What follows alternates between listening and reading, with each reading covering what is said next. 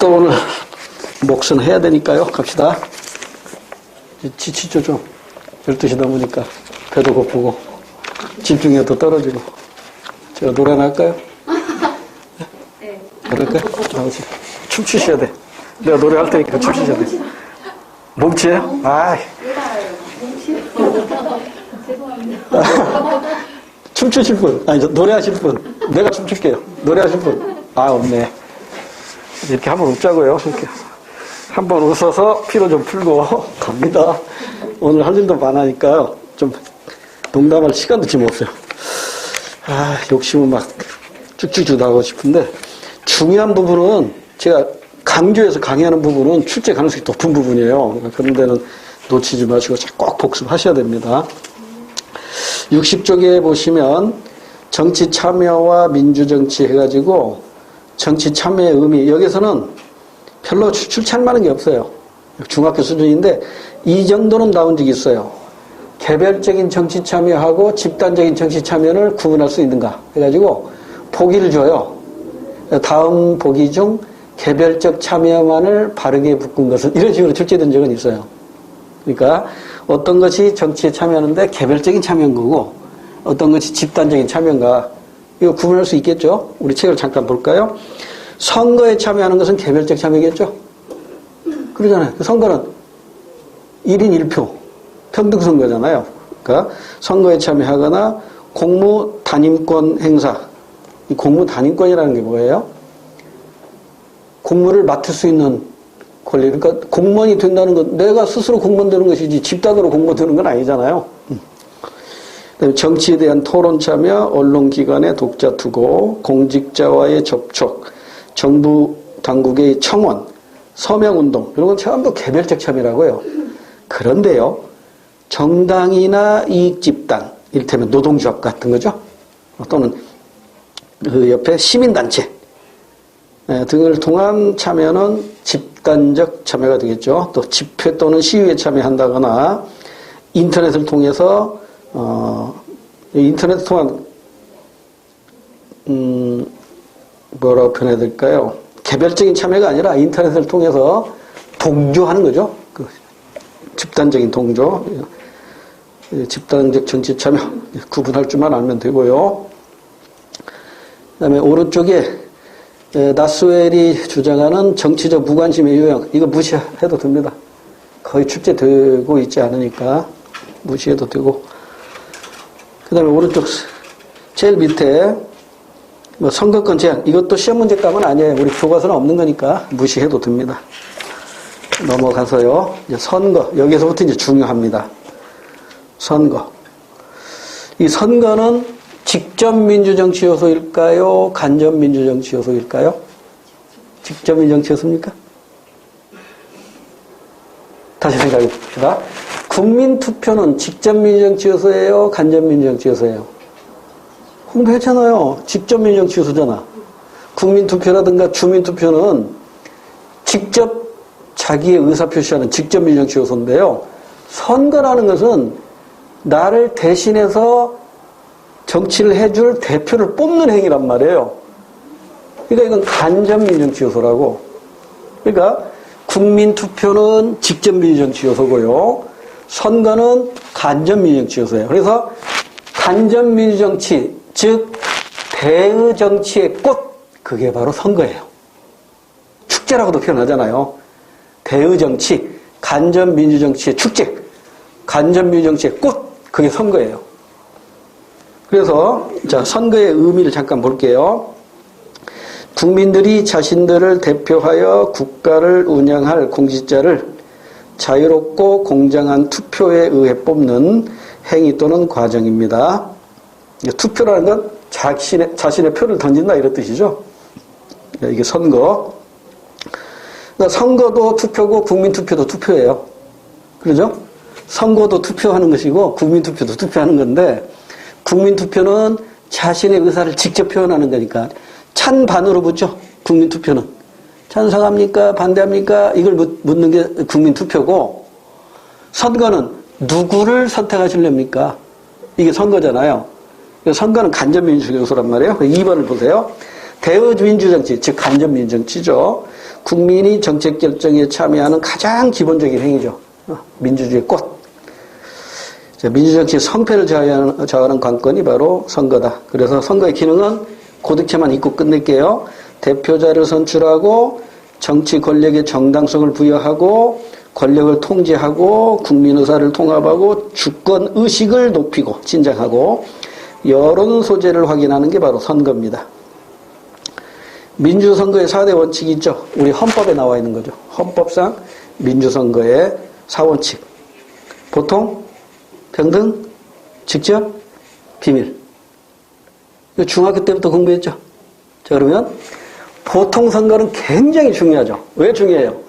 아까 우리 전 시간에 공부한 바와 같이 보통 선거는 일정한 나이만 되면 무조건 선거권 주는 거거든요. 남녀노소 불문하지 않고 우리나라 몇 살이죠? 19살. 전에는 20살인데 지금 19살로 낮춰졌잖아요.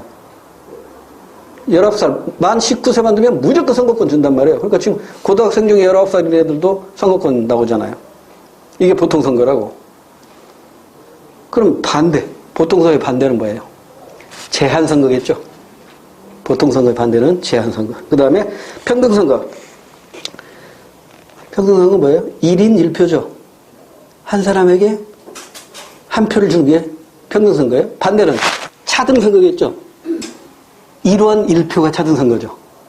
1원 가진 사람은 한 표, 10원 가진 사람은 10표겠네. 주주총회 가보셨나요? 주식 수만큼 의결권이 나오죠. 이건 뭐야? 차등 선거잖아요. 1주 1권이잖아. 그럼 10주 가지고 쓰면 10표. 만주 가지고 쓰면 10,000표란 말이에요. 그래서 우리 민주선거는 1인 1표입니다. 부자라고 해서 표 2표 주고 가난한 사람이라서 한 표 주고 그런 거 아니라고. 그 다음에 직접선거. 반대는 간접선거죠. 대리선거라고 표현하기도 하대요. 직접선거에 반대, 대리선거 이렇게도 얘기하는데 선거권자에게 직접 투표하는 게 직접선거고 간접선거. 미국의 대통령 선거는 간접선거잖아요. 이것도 좀 뒤에 다시 해드릴게요. 설명해드릴게요. 그 다음에 비밀선거. 반대는 공개선거겠죠. 그래서 민주선거의 4원칙. 보통, 평등, 직접, 비밀. 이 네 가지가 갖추어져야만이, 지켜져야만이 민주선거가 됩니다. 우리 헌법에는 없지만 5대 선거 하면 하나를 더 추가해요. 자유선거를 하나 더 추가합니다. 그러니까 보통, 평등, 직접, 비밀에다가 자유선거. 자유선거의 반대는 강제선거겠죠. 근데 오늘날에는요, 자유선거를 채택하다 보니까 이 선거에 대한 투표율이 이게 너무 낮아지는 거야. 그래서 오늘날 민주국가에서도요, 강제선거를 채택한 나라들이 늘어나고 있어요. 이를테면 어떤 나라에서는 선거에 참여하지 않은 사람은 공무원 시험 못 보게 해버려요. 또 어떤 나라에서는 벌금을 매겨요. 어떤 나라에서는 비자를 안 내줘요. 이런 식으로 규제한다고. 우리나라도 자유선거를 채택한 이후에 지금 선거의 투표율이 계속 떨어지고 있습니다. 그래서 이거 조금 규제를 해야 할 필요가 있지 않나라는 학자들이 늘어나고 있어요. 우리나라도 선거 안 했어? 그럼 정치에 넌 무관심하다 보니까 너는 우리나라 사람 아니야. 우리나라 주인이 아니야. 그러면 이를테면 연금 혜택을 줄인다거나 아니면 공무원 임용시험을 못 보게 한다거나 너무 과했나? 하여튼 그런 제재는 필요하지 않나 이런 생각이 들어요. 자, 오른쪽 페이지 잠깐 볼게요. 선거 원칙에 위헌한 사례, 원칙의 위헌인 사례, 보통, 평등, 직접인데 이거 지금 무시해도 돼요. 1인 1표제하고 1인 2표제 얘기할 때 다시 설명드릴게요. 그 다음에 선거의 종류, 총선, 국회의원 임기 다 만료돼서 다시 뽑는 것이 총선거고요. 재선거는 당선이 무효돼서 재선거 이걸 조금 재선거하고 그 다음에 보궐선거가 돼 있죠. 보궐선거. 재선거의 원인은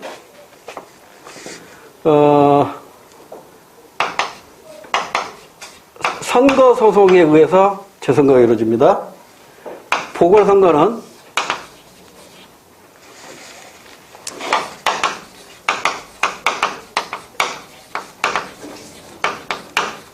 이게 무슨 말인지 모르서 한번 들어보세요. 우리 다음에 법 공부할 때 또 나오니까요. 이건 형사소송이에요.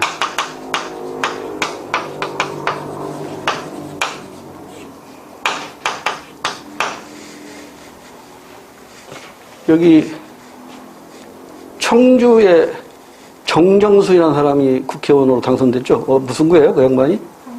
상당구에? 네. 이번에 구속됐죠. 그럼 그날 지금 재판받고 있죠.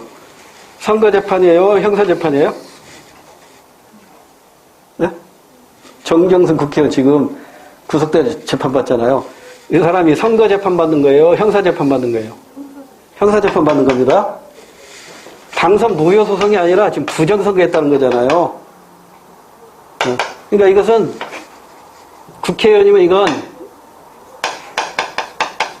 1심제예요. 이건 3심제예요. 엄청난 차이가 난다고요. 선거소송은 국회의원이나 대통령 선거소송은 대법원에서 한 번에 끝나요.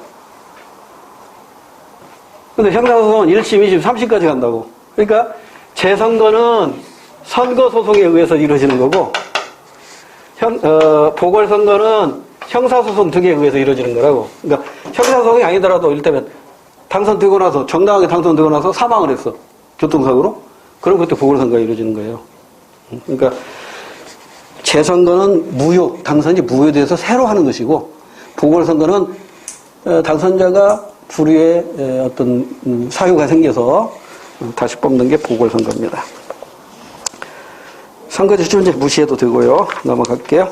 선거구제도. 여기는 아무리 강조해도 지나치면 없는 단원입니다. 이건 반드시 출제된다 이렇게 생각하고 공부해야 돼요. 그리고 여기서 출제되면 난이도가 자꾸 높아져요. 쉬운 문제들을 내다가 점점 난이도가 높아지고 있으니까. 자, 선거구하고 한 장을 넘기면 선거구 제도의 종류가 나와 있죠. 또 한 장을 넘기면 대표 결정 방식이 있죠. 그래서 선거구제하고 대표 결정 방식하고 묶어서 공부해야 돼요. 따로따로 공부해봤자 아무 의미 없습니다. 묶어서 공부해야 되는데, 자, 일단 64페이지로 오셔서, 자, 여기를 먼저 제 설명을 듣고 이해부터 하세요. 이해를 하고, 그 다음에 그 이해를 바탕으로 해서 주로 출제되는 부분이 있거든요. 그 부분은 이제 몇 개만 암기하면 된다고요. 선거는 대의정치의 꽃이라고 그랬죠. 여기 선거. 공정하게 이루어져야겠죠. 공정한 선거를 위한 우리 헌법상 제도가 크게 세 가지가 있어요. 공정한 선거를 위해서 우리 헌법이 채택하고 있는 제도 세 가지가, 첫 번째 선거구 법정주의입니다. 그러니까 선거구는 법률로 정한다 이런 뜻이죠. 법정주의. 그래서 예전에는 이런 질문도 냈어. 참 무슨 문제지. 다음 중 선거구를 획정하는 기관은 1번 의회, 2번 중앙선거관리위원회, 3번 지방선거관리위원회, 4번 정부. 어디예요? 이게 너무나 쉬우니까 정답이 바로 안 나오는가 봐. 법을 만드는 기관이 어디예요? 국회잖아요. 국회에서 만든다고. 선거구는 국회에서 만든다고요. 자, 선거구는 법률로 정한다. 그러니까 이건 국회에서 만든다고. 국회에서 만들어요. 왜 국회에서 선거구를 만들어야 되느냐? 그 이유가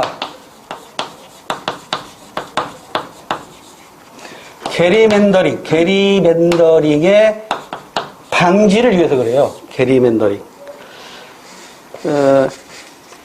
미국에서 있었던 일인데요. 그 메사추세츠 주가 있대요. 미국에 메사추세츠 주에 주지사가 공화당 출신의, 지금 이 트럼프와 같은 공화당 출신의 게리라는 사람이래요. 게리. 근데 그 주지사가 메사추세츠 주의 선거구를 이렇게 획정을 하는데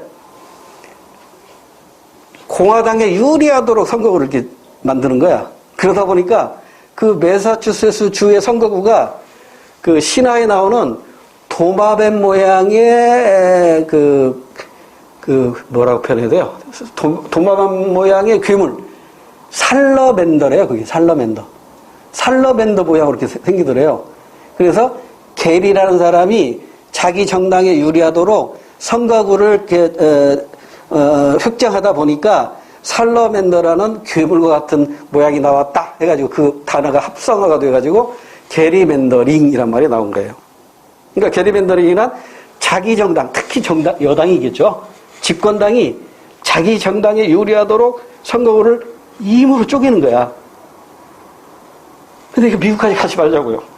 우리 한국으로 한번 예를 들어볼게요. 우리 한국에도 이런 일이 있었어. 4대강 아시죠? 4대강. 한강, 낙동강, 영산강, 하나가 어디더라? 금강. 이게 4대강이잖아요. 이 금강이라고, 이 금강, 이 금강 밑에, 이 동네. 이 금강 밑에 또 동진강도 있죠? 이게 4대강이 아니라 동진강도 있는데, 그 위에 또 만경강도 있던가? 하여튼 이 동네인데, 이 동네를 확대해보면, 여기가, 김제, 부안, 고창, 정읍이 있어요. 그리고 이게, 어떻게 그 선거가 획정이 됐냐면, 김제, 부안을 하나의 선거구로 묶었어요. 여기서 한 사람 뽑아요. 고창 정읍을 하나의 선거구로 묶었어요. 여기서 하나를 뽑아요. 그런데 박정희가 이끄는 민주공화당 시절에 박정희 후배, 그러니까 육사 후배겠죠. 육사 후배로 김제 출신의 장군이 하나 있고요. 부안 출신의 장군이 하나가 있어요. 근데 그 공화당에서, 박정희 공화당에서는 이 김제, 부안이 하나의 선거이기 때문에 한 사람만 공천할 수 있어요. 한 사람만 공천할 수 있다고. 그러니까 이제 박정희 볼 때는 얘도 아끼는 후배 장군이고, 얘도 아끼는 후배 장군이란 말이야. 둘 다 이제 전역했으니까 국회의원을 시켜야겠는데, 둘 중에 하나는 못 나가네? 고민하다가 또 박정희 보니까 잔머리가 잘 돌아가잖아. 이렇게 쪼개버렸어요. 야, 여기 이렇게 쪼개. 김제하고 고창을 하나로 묶어버리고, 부안하고 정읍을 하나로 묶어. 이렇게 쪼개버렸어요. 공화당이 다수당이었고 그들 마음대로 법을 만들어 이렇게 쪼개버렸다고. 그래서 김제 출신 여기서 출마해서 당선됐고, 부안 출신 여기 출마해서 당선됐어요. 이렇게 자기 정당이 유리하도록 이렇게 찢어붙이는, 임으로 찢어붙이는 거, 이걸 우리나라에서는 정의밴더링이라는 말은 없어요. 정의밴더링은 없고, 미국에서 이게 게리밴더링이라고. 자기 정당에게 유리하도록 집권당이 임으로 이렇게 찢어붙이는 거예요. 그래서 이걸 방지하기 위해서 선거구는 국민의 대표기관인 국회에서 법률로 정한다 이거예요. 별로 어려운 거 없죠? 근데 이제 별로 시험 문제까지 못 되고 개념은 알았고, 그 다음에 두 번째. 이 두 번째도 가끔 시험 문제에서 언급이 되는데,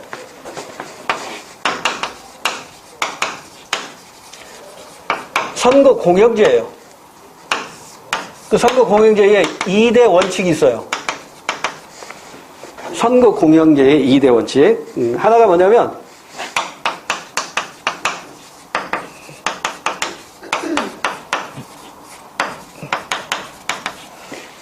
입후보자의 기획운동입니다. 입후보자에 대한 기획운동을 보장하자 하고, 두 번째, 선거비를 국가에서 부담해줘요. 선거비를 국가에서 부담해줍니다.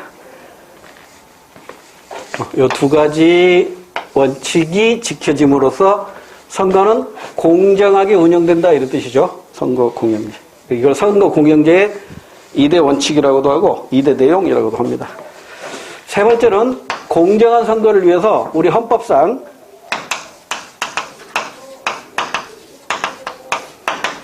선거관리위원회를 설치 운영하고 있어요. 선거관리위원회를 설치, 운영하고 있다. 그래서 이 선관위에서는요, 선거사무하고 정당사무를 같이 담당합니다. 선관위에서 담당하는 게 선거사무하고 정당사무예요. 그래서 이거 나중에 헌법 시간에 다시 한번 소개할게요. 정당사무는 어떻게 이루어지나. 위헌정당 해산시키잖아요. 다음에 헌법 시간 하자고요. 그래서 요 세 가지가 공정한 선거를 위한 헌법상의 제도인데 개념 정도만 알아도 크게 문제는 드는 건 없어요. 여기에서는. 그 난이도가 그리 높지 않으니까요. 그럼 이제 중요한 건 뭐냐? 중요한 건 이것보다. 자, 64페이지에 선거구 법정주의, 선거공영제, 선거관리위원회 나와 있죠? 자, 선거관리위원회는 헌법 시간에 따로 안 나오기 때문에 우리 책에 여기서 설명을 드릴게요. 64페이지에 선거관리위원회 보세요. 지위, 헌법상 필수 독립기관입니다. 선거관리위원회 위원은 정당에 가입하거나 정치에 관여할 수 없어요. 왜? 정치적 중립성을 보장해야 하기 때문입니다. 3번, 중앙선거관리위원장은 위원 중에서 호선에다 동그라미 치세요. 우리 헌법에요, 호선이라는 단어는 여기 하나밖에 없습니다. 중앙선거관리위원회 위원장 뽑을 때는 호선, 상호 간에 선택한다 이런 뜻이에요. 그러니까 스스로 뽑아요. 선관위 위원들이 모여가지고 자, 이 중에 누가 위원장을 할 것인가 스스로 뽑습니다. 이걸 호선이라고 해요. 호선. 그 다음에 임기는 6년입니다. 숫자 짜증내지 마시고 암기할 때는 또 암기해야 돼요. 이런 거 가지고 출제하면 알면 받고 틀리면 모르면 전혀 정답을 못 찾잖아요. 선거관리위원회 임기는 6년입니다. 초등학교 6년 기간하고 똑같네요. 5번 선거관리위원회 위원은 탄핵 또는 금고 이상의 형의 선고에 의하지 아니하고는 파면되지 아니한다. 이게 바로 신분보장이죠. 선거관리위원회 위원은 신분보장이에요. 그러면 여기서 하나 물어봅시다. 아까 탄핵소추란 말 공부했죠? 국회에서 탄핵소추한다고 그랬잖아요.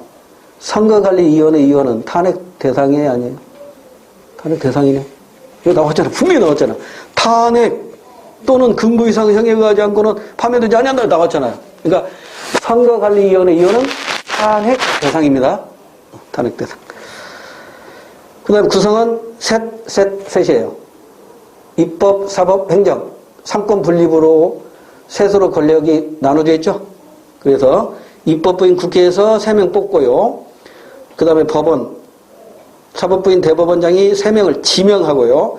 대통령이 3명을 임명하는데 이 9명 모두 대통령이 임명합니다. 그런데 3명은 대통령이 직접 임명하고 나머지 6명은 어떻게 해요? 국회에서 선출된 3명을 대통령이 임명하는 것이고 대법원장이 지명한 3명을 대통령이 임명하는 거예요. 그 다음 활동을 보면 선거 및 국민투표관리, 공명선거 풍토, 정착을 위한 계도와 홍보, 정당과 정치자금 배분에 관한 사무, 그 다음 선거관리체제 합리화. 그러니까 선거와 국민투표 사무 관리, 그 다음에 정당 사무인데 이 정당 사무에서는 우리 시험에서 이게 한 번 나왔어요. 우리 책에는 지금 이게 이쪽에 언급이 한 번 나오는데 위원, 정당, 해산에 대해서 제소는 누가 할까요? 위헌 정당을 해산시켜 주세요. 제소를 하면 이걸 결정을 하고 이걸 집행을 해야 된다고요. 이 3단계를 가지고 출제한 적이 있어요. 지금 우리 책에는 안 나와 있잖아. 우리 헌법에 있는 건데. 자, 위헌 정당 해산 제소 여러분 정부가 합니다. 박근혜 정부 때 그게 무슨 정당이었더라? 정당 이런 거 생각 안 나. 이정희가 대표로 있었던 그 박근혜가 치열하게 당신 떨어뜨리기 위해서 나왔다고 했던 사람이 이정희잖아요. 그 진보당인데 정당 이름이 생각 안 나네. 그러니까 정부가 위헌정당이니까 해산시켜주세요라고 헌법재판소에서 제소했죠. 정부가 하는 겁니다. 어디에다가요? 헌법재판소에다. 헌법재판소에서 결정을 했어요. 그러면 위헌 정당이니까 해산시켜야겠죠. 그 해산 집행을 누가 하냐고, 이 집행을. 여기서 한단 말이에요, 여기서. 집행을 선관위에서 한다고. 경찰이 하는 게 아니에요. 자, 다시. 위헌 정당 해산에 대해서 정부가 헌법재판소에다가 제소하면 헌법재판소에서 결정하고 집행은 선관위에서 한다. 여기 3단계로 이루어진다는 것 정도 이게 출처가 됐던 것이니까 기억해 두세요. 그 다음에 오른쪽에 기탁금 액수 이게 실제 시험문제는 나온 적 없어요. 왜냐하면 우리 교과서에 있는 내용은 아니거든요. 그래서 여러분 이제 국회의원 나간다고 한번 생각해 봅시다. 대통령 나가려면 좀 힘들 것 같고 국회의원 정도로 나갈 수 있겠죠. 만 25세 이상만 되면 국회의원 출마할 수 있잖아요. 만 40세 이상 되어야 대통령 출마할 수 있고. 자, 그럼 여러분이 만 25세 이상이다. 그러면 국회의원 출마할 수 있어요? 그럼 최소한 얼마 있어야 돼요? 1,500만 원 있어야 돼요? 그럼 여러분이 정당에 가입되면 정당에서 대줍니다. 그러니까 국회의원 선거는 1,500만 원 기탁금 내야 되는구나. 정도만 기억해 두시고요. 그 다음에 그 아래에 탄핵 또는 금고 이상의 형의 선고로 파면되는 자, 법관, 헌법재판소 재판관, 중앙선거관리위원, 감사위원.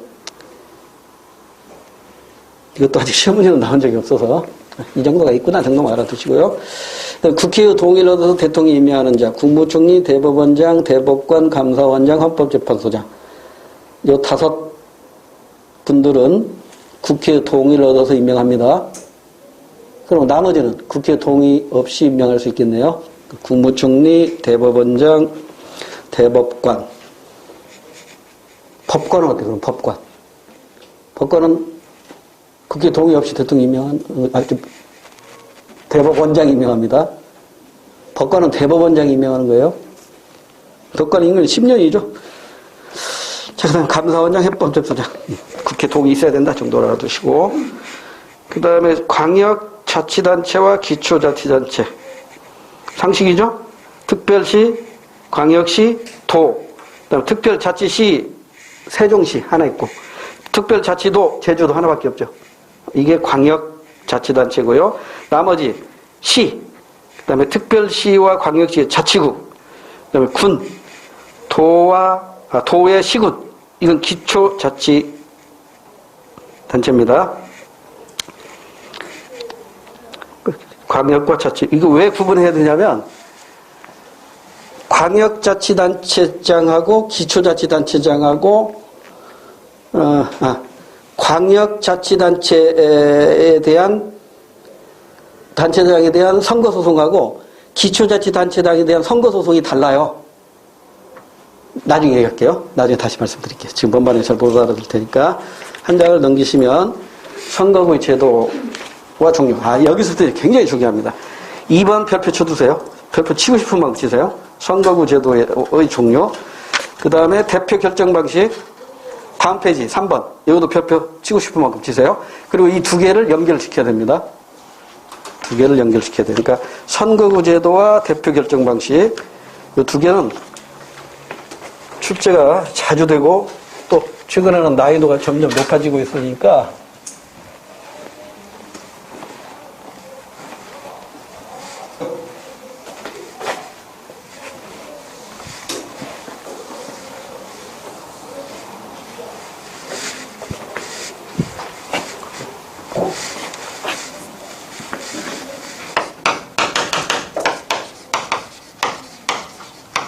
선거구제하고 대표 선정 방식 또는 뭐 대표제의 원리 이렇게도 표현해요. 우리 교재대로 대표 결정 방식 또는 이걸 대표의 원리라고도 해요.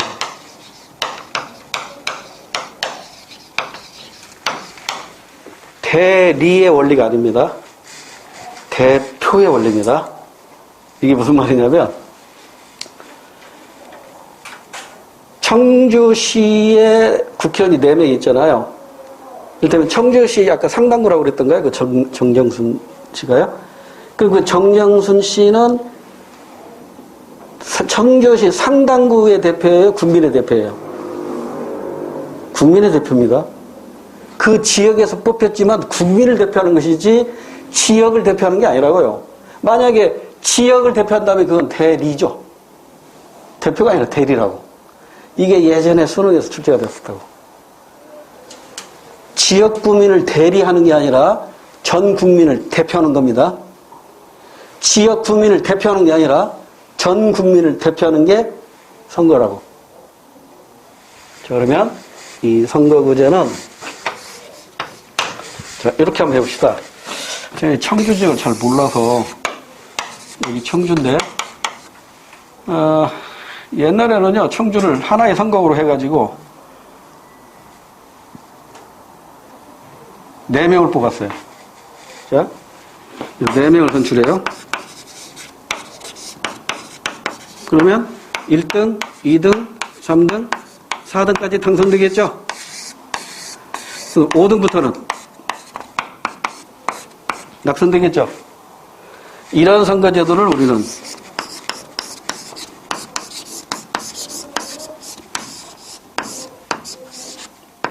중선거구제라고 해요. 5명 이상 뽑으면 대선거구제라고 하는데 하여튼 2명 이상 뽑으면 중대선거구다 이렇게 이해하세요. 청주예요.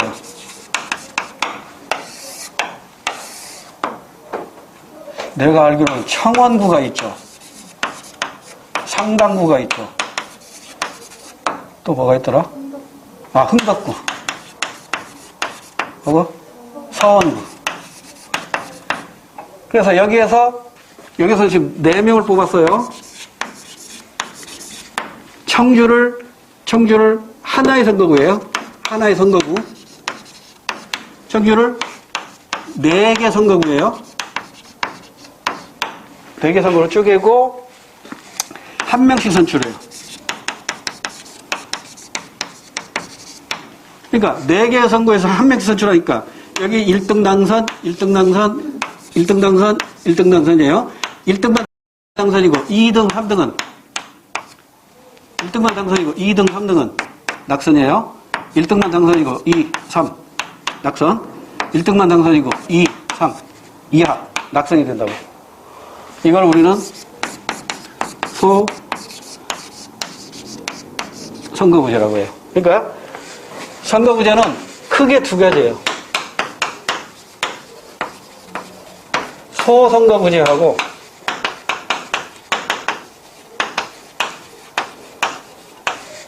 중대선거구제예요. 어떻게 달라요? 하나의 선거구에서 몇 명 뽑느냐 이걸로 결정되는 거라고요. 하나의 선거구에서 한 사람을 뽑아요. 이게 소선거구라고. 4개의 선거에서 각 1명씩. 그러니까 4명 뽑는 거죠. 4개의 선거에서 4명을 선출해요. 이게 소선거구제라면 중선거구제는 하나의 선거구에서 2인 이상 을 선출해요. 그래서 4명까지는 뭐 중선거구 5명 이상 하면 대선거 이렇게 구분하는데 그 별 의미가 없어요. 그냥 소 아니면 중대 이렇게 구분하세요. 그럼 현재 우리나라에서 채택하고 있는 선거가 굉장히 많아요. 그 중에 딱 하나만 빼고 전부 소선거구제예요. 그러면 딱 하나 있는 거 이거 딱 유일한 이 2사람 이상 뽑는 게 뭐냐면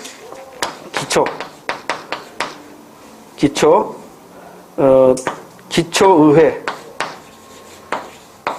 의원 선거. 이게 유일해요. 아까 기초지방자치단체 공부했잖아요. 기초의회. 상당구에 의회가 있죠. 상당구도 기초의회잖아. 그 기초의회 의원 선거 할 때는 2명 뽑잖아요. 요것만 하나의 선거에서 2사람 이상 뽑는, 2명 뽑으니까 요것만 중대선거구고 나머지는 전부 소선거구제예요. 하나의 선거에서 한 사람 뽑아요. 그러니까 하나의 선거에서 한 사람 뽑으니까 누가 대표로 결정이 될까요? 1등만 대표로 결정이 돼요. 2등부터 꼴등은 다 똑같은 놈들이야. 1등만 대통령이 돼요. 그러니까 득표를 가장 많이 얻은 사람이 대표로 결정되는 거예요. 이걸 다수대표제라고 해요. 그러면 중대선거구에서는 2명 뽑으면 2등 안에 들면 되고요. 5명 뽑으면 5등 안에 들면 돼. 득표는 적더라도 얼마든지 대표 얻을 수 있어요. 득표는 적더라도 소수로 얻었더라도 대표 얻을 수 있어요. 자, 일단 이렇게 하나 연결해 둡시다. 소선거구제는 다수대표제와 바로 연결이 되고 중대선거구제는 소수대표제와 바로 연결이 됩니다. 근데 소수대표제 채택된 선거는 우리나라에 몇 개 있다? 딱 하나밖에 없어요. 요 하나만 2명 뽑으니까 2등 안에만 두면 돼. 그러니까 1등이 100표야. 2등이 2표야. 3등이 1표야. 4등이 1표야. 5등도 1표야. 그러면 2표 얻어가지고 당선되는 거야. 득표가 적더라도 당선되는 거라고. 대표가 된다고. 요게 일단 확인 한번 갑시다. 70페이지를 잠깐 볼까요?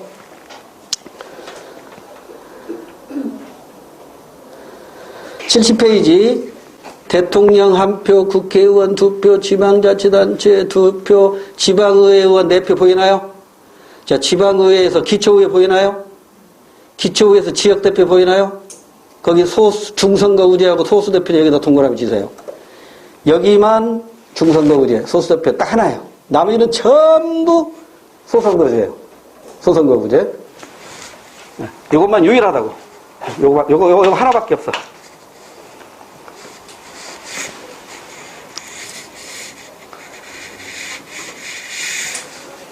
그러면 이 대표 결정 방식, 이 대표의 원리가 지금 다수대표제가 소수대표제가 있잖아요.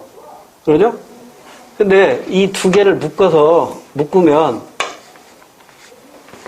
결국은 공통점이 뭐예요?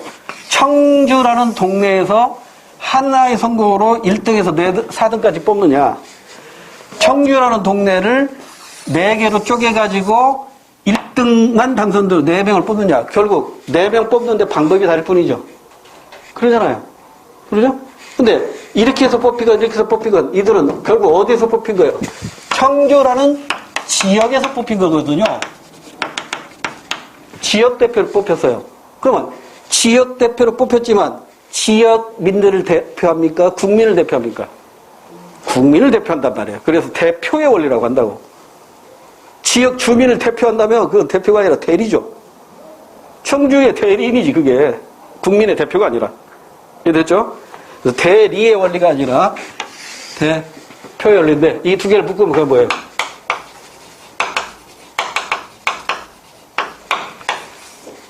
그러니까 다수대표제도 지역대표제 중에 하나고 소수대표제도 지역대표제 중에 하나야. 그런데 이 지역대표제하고 버투스 비교할 게 하나가 있어. 그게 바로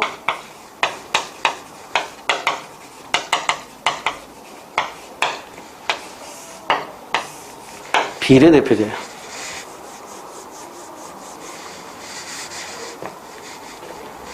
시간이 꽤 됐네. 여기 또 설명할 게 있어요. 비례대표제가 1인 1표제에서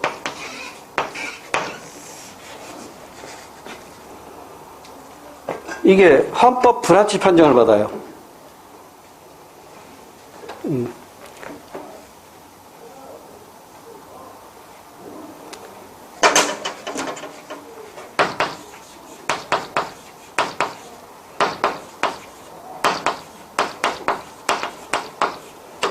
그래서 1인 2표제로 바뀌어져요. 지금 현재는 1인 1표제, 2표제, 1인 2표제라고.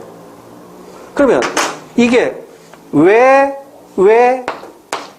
헌법 불합치 판정을 받았느냐? 두 가지 이유가 있어요. 이게 최근에 몇 년 전이죠? 3, 4년 전인가? 이게 시험에 나왔다고. 또 언제 나올지 몰라. 잠깐 쉬었다가 이거 판례로 나온 것이니까 이거 지우지 마시고요. 잠깐 쉬었다가 여기 정리하고 그다음에 소선거구제의 특징 굉장히 중요합니다. 이 소선거구제. 그리고 나머지는 우리 교재가 복습하면 됩니다. 잠깐 쉬었다 할게요.